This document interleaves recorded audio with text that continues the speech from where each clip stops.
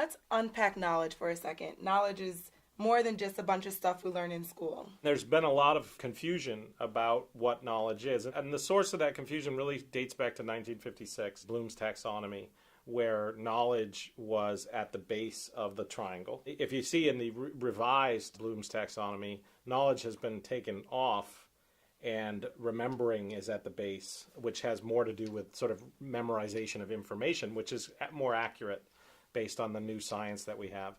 Knowledge really is describing the entirety of what's happening on a Bloom's taxonomy triangle or scale, and it really is far more important than it originally was given. It was originally almost made as synonymous with information and memorization, and we now know that, of course, that's not true.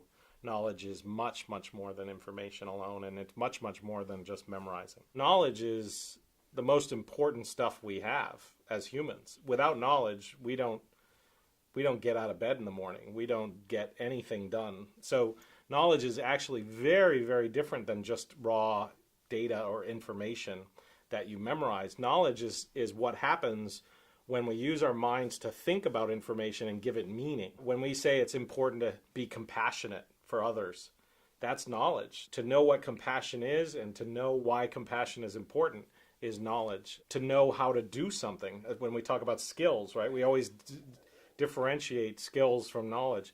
Not true. You can know how to do something, right? So you can have a skill which is based on knowledge. When we change our behaviors, we either know how to change those behaviors or we don't know how to change those behaviors.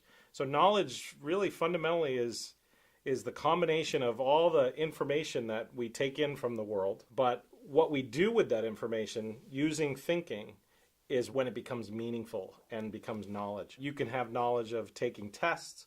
People ask all the time, how do we get kids to be better at taking tests? It has a lot to do with getting them to know how to take tests, and that's why strategically compliant people can take tests without actually knowing any of the information on the test. They know how to take a test. They don't actually have a deep understanding, oftentimes, of the information. We see this all the time in mathematics. Kids can actually solve an equation, but they don't know what that equation is. So they know how to solve the equation, but they don't have any knowledge about what that equation is used for or how it might be used in a given setting to accomplish something.